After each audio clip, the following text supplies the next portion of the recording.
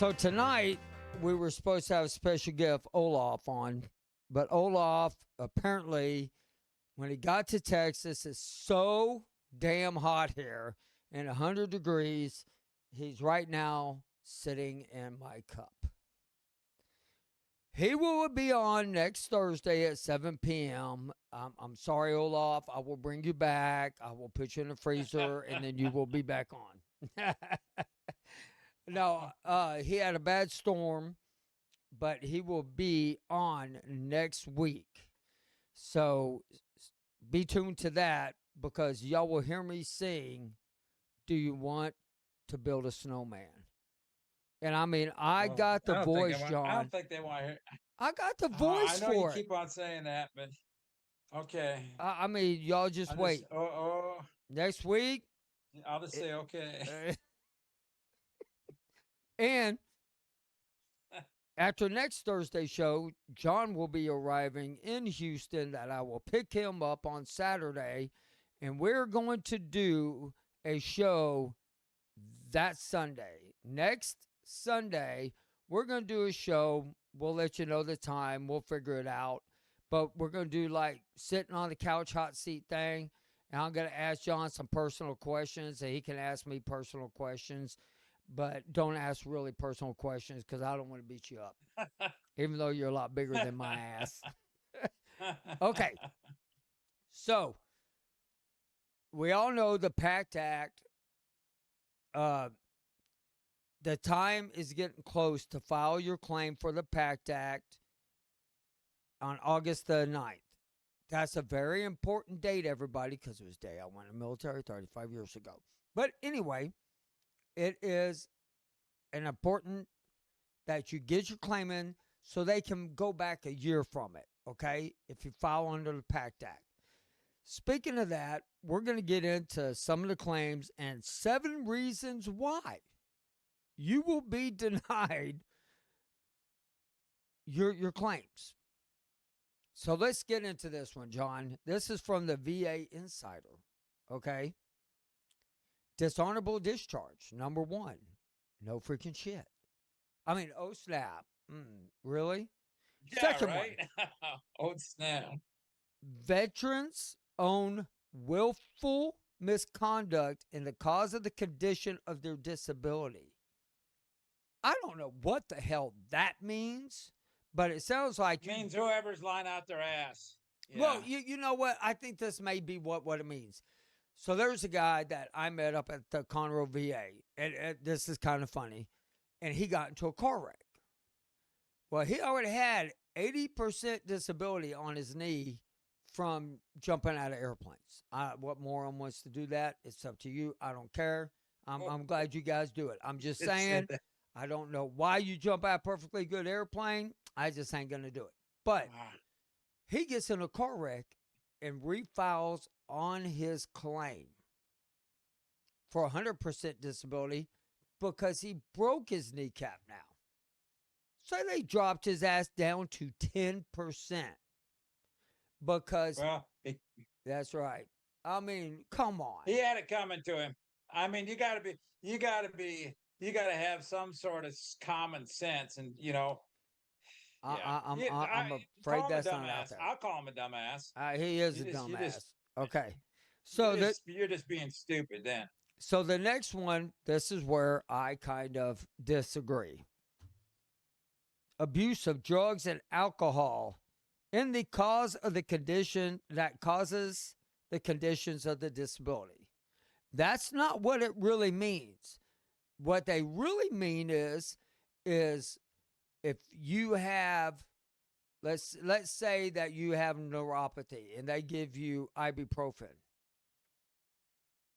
and that doesn't work, or they give you the other medicines, that shit doesn't work, and you go out and decide that, hey, for my pain, I'm going to do marijuana. If they find a trace of that in your system, they will deny you. Now, I understand drinking alcohol and you mess up your liver or mess up your pancreas and all that stuff. I get that. You don't file on your pancreas or your liver for drinking too much damn alcohol. even though they're the cause of it because you had to wait 20 years to get your damn claim through. So, this is another one. The use of tobacco products in the cause of the conditions of the disability, like lung cancer. Now, see, that's where I also disagree because you could have smoked up to 10 years and quit. But 20 years later, you get lung cancer. But at the time they knew you were smoking, they can deny your damn claim, which is total bullshit. I'll call it out. Anybody else out there want to call that out?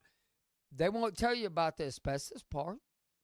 They won't tell you about breathing in the chemicals. They won't tell you about any of that stuff.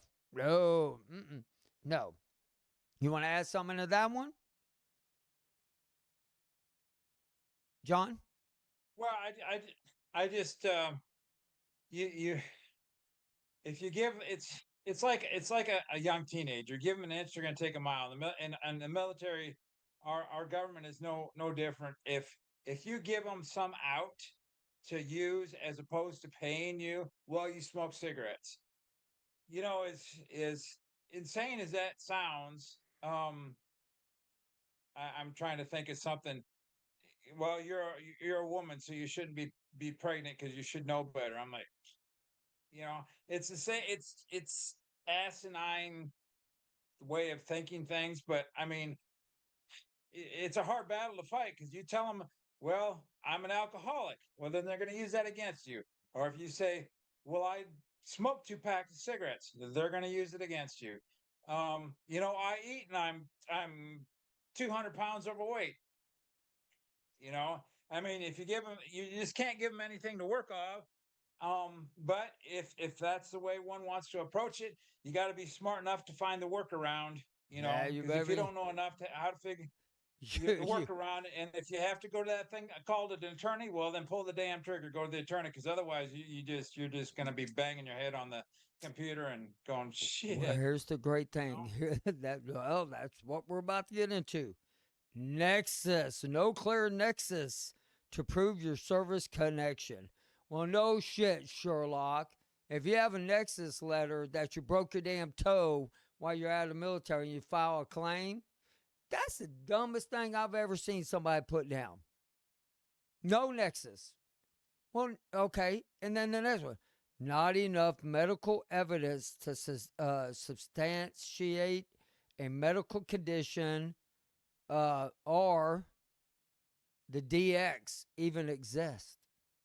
Now, that right there can go 3 different ways. There was no proof at that time that that's what they're saying to most of us vets.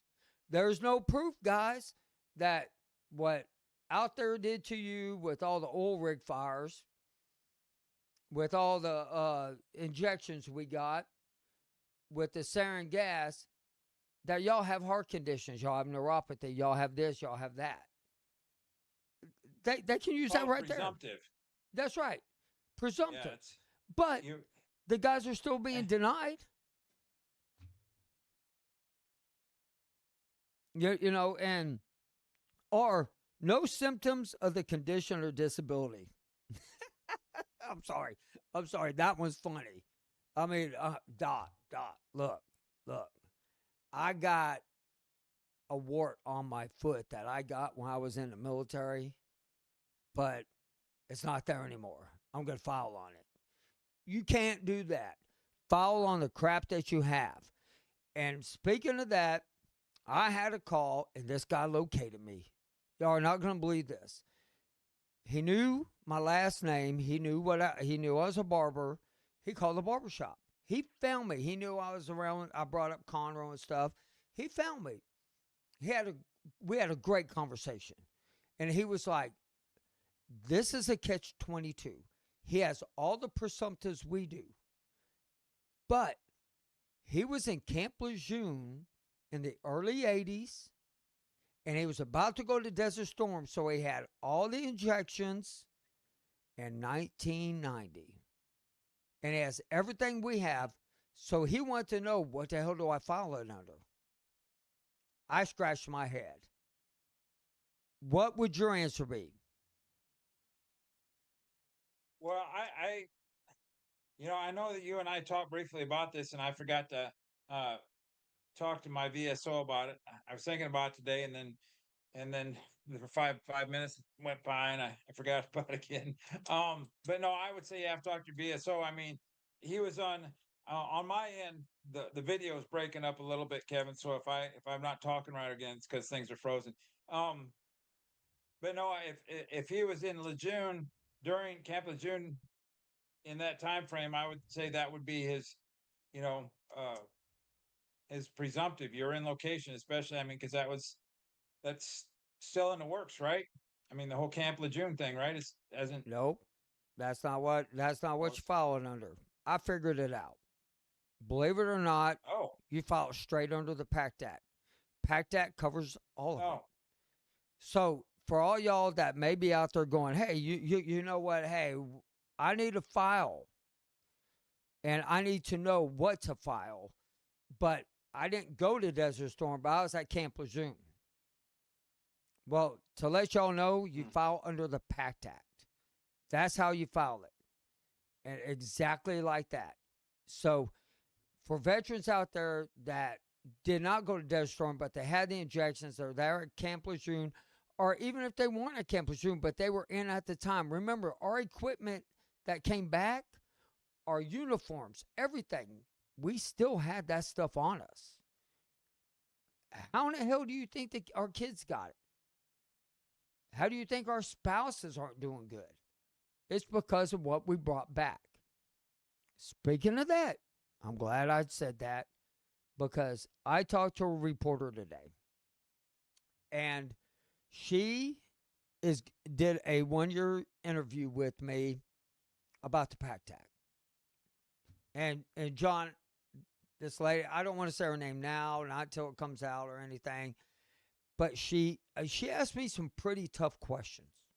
But I loved her questions. She was like, "So, how has the PACT Act affected you?" It hasn't. Well, how is it helping with everybody else? Well, more people are signing up for it. More people are filing claims,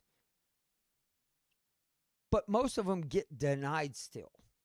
And that's the issue that we're getting into right now is people are still being denied under the presumptives, even though they got the presumptives. And, you know, I, then she asked me this one question, which I really liked. How can the VA improve? Well, well, I had a list. Oh my God, I had a list. But communicating with every veteran out there of what they're going through, understanding, and what they're doing is the important part.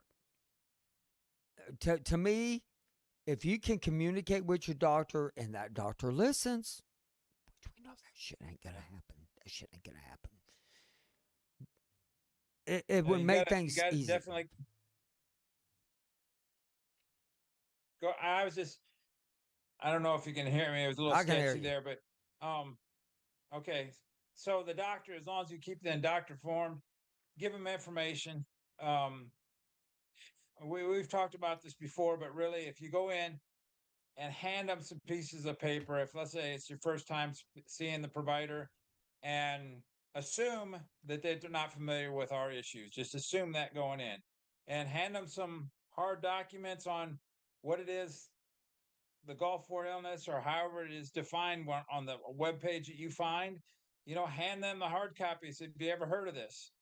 And you explain it, and as long as it's in print and from a legitimate source, or at least the best you can do, then that's information to help them understand.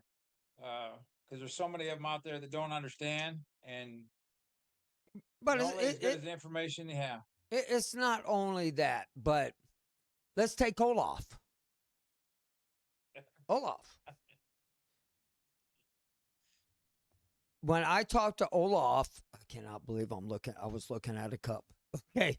So when I talked to Yeah. Olaf, he had questions. These guys don't understand still what the PACT Act does for us. I mean, you go into any doctor, even in Houston, they still don't. They don't fix the problem. They only treat the symptom.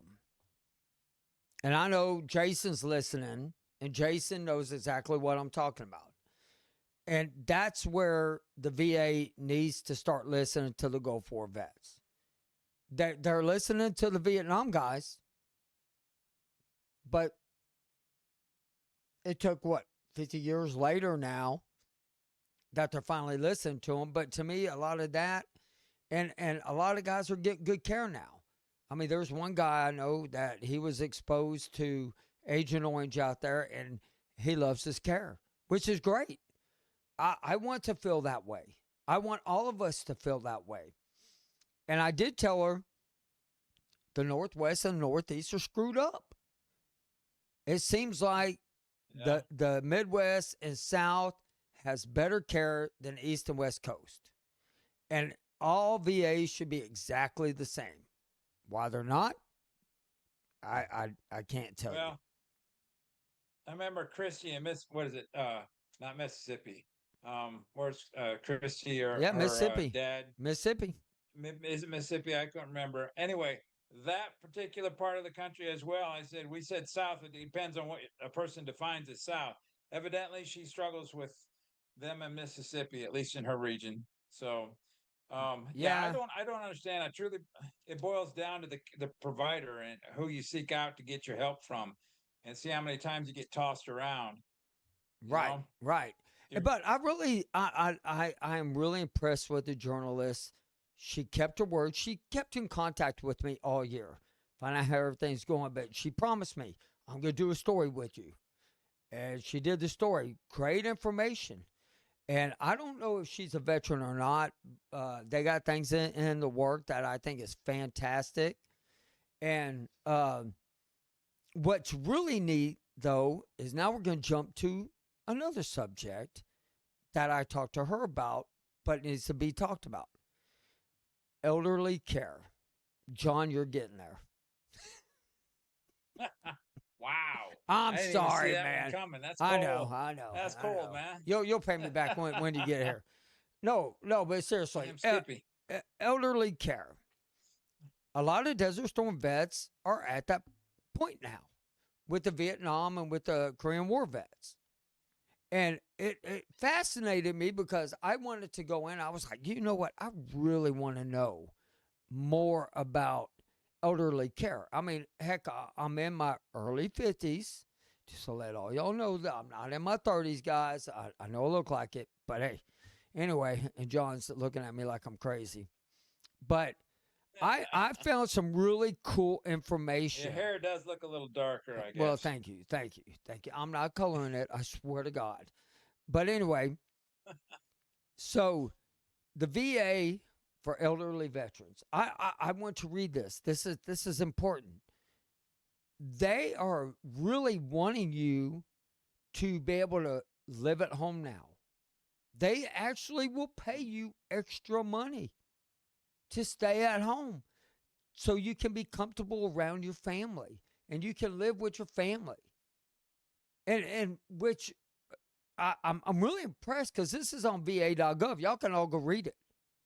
And everybody should that has an elderly person that is a veteran living inside their homes or living in elderly care.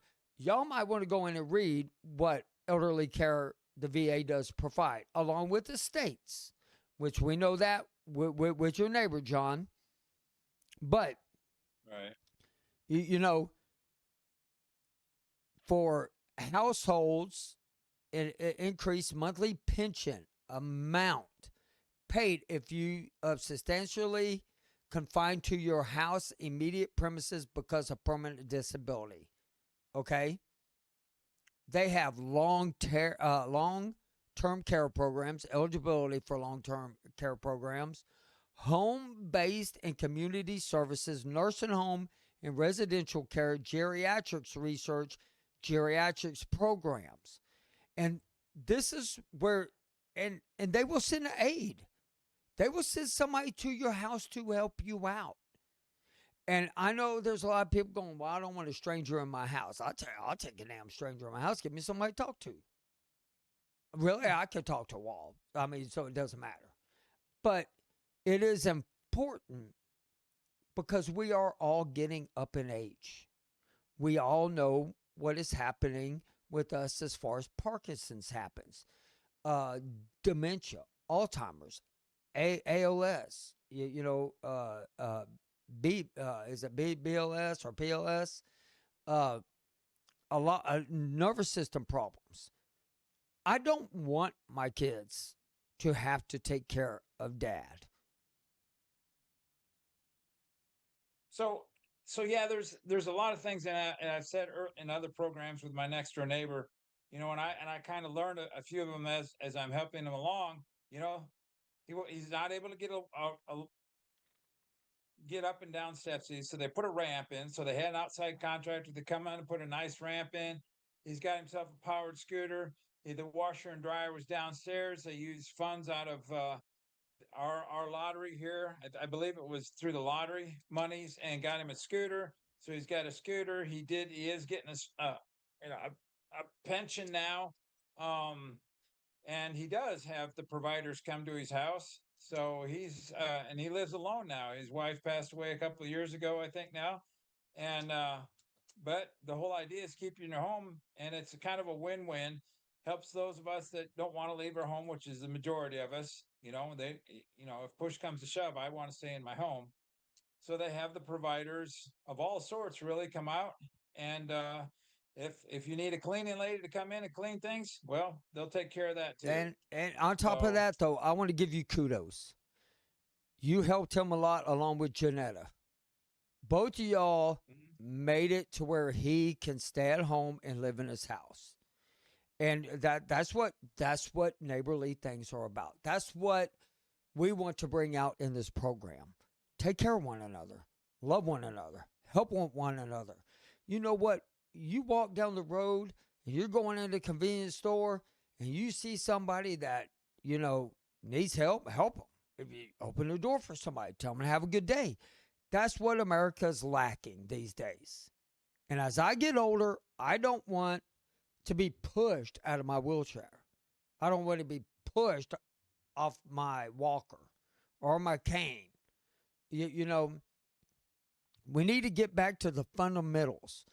There are like 16.8 million elderly veterans in America. Think about that. 16.8 million. That's a small fraction of how many people are freaking in America. And we need to take care of every single one of them. As a veteran, especially you, get off your asses, get out there and help them. If you need help, get a hold of our program. If you have questions, get a hold of us. Each and every one of y'all can go back and email us. I mean, you can go to Facebook Messenger us.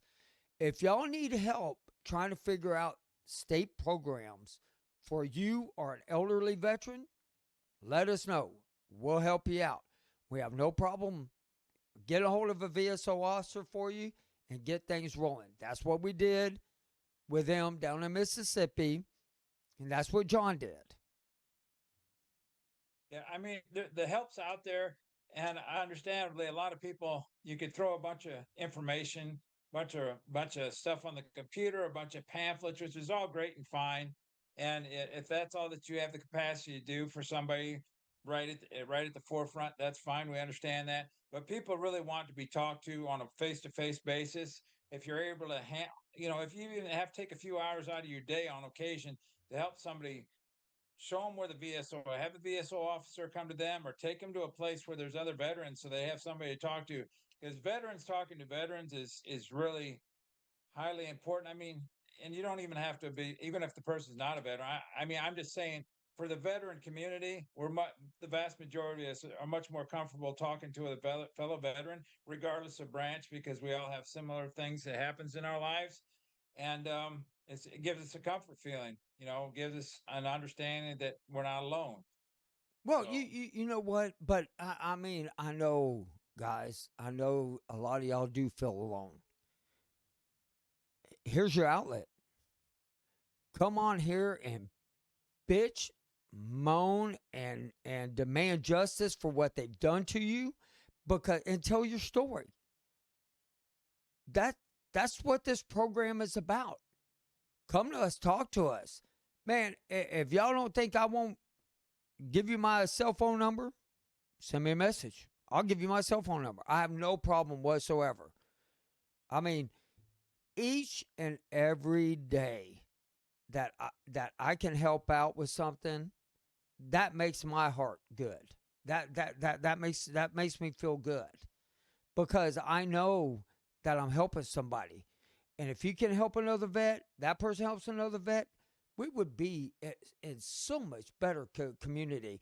And I want to thank every veteran group out there that is on Facebook for allowing us to post about this, because they allow me to go on there and put every week when we start. And I mean, all the way to Go for Truth, all the way to Go for Illness, all the way to Navy Past and Future. I mean, all of them, every single one of them groups allow us and they approve us to come on here.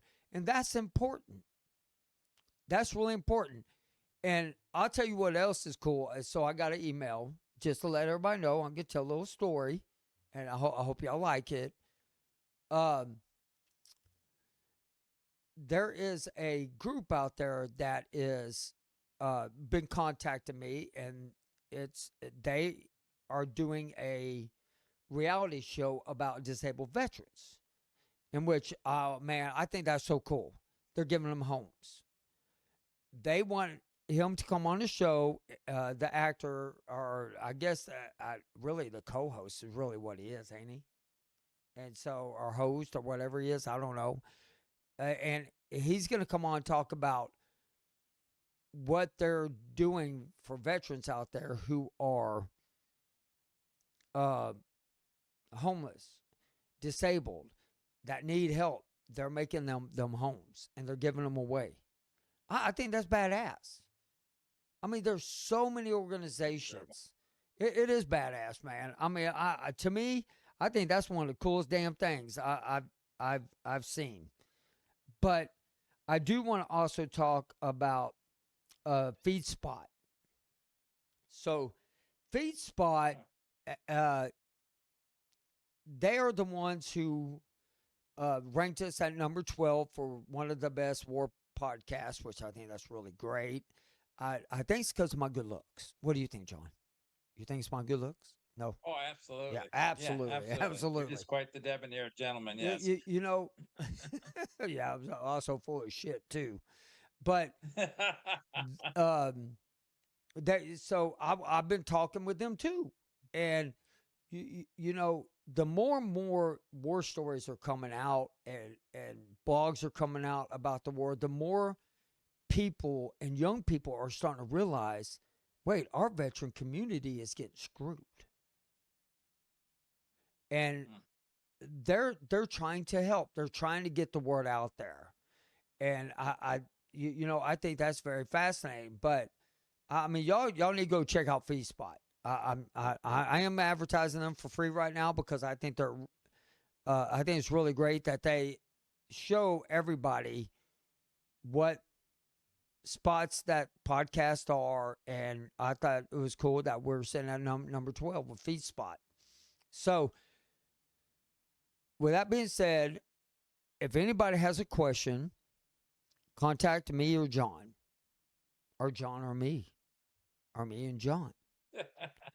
Don't contact Olaf. He's a little bit unoccupied right now. And Olaf's going to kill me when he sees this program, but yeah, I think it's funny. So I want to thank y'all for listening. We're going to go into the after show because we're going to catch up on some breaking news that happened in, I believe it was in California, with two Navy sailors and giving away our secrets. So we will see y'all in the after the show, and thank y'all for listening. Thank you for listening to Go For Side Effects. If you have a story or you would like to share or just come on with any comments or questions, please email me at kevinsimon@goforsideeffects.com.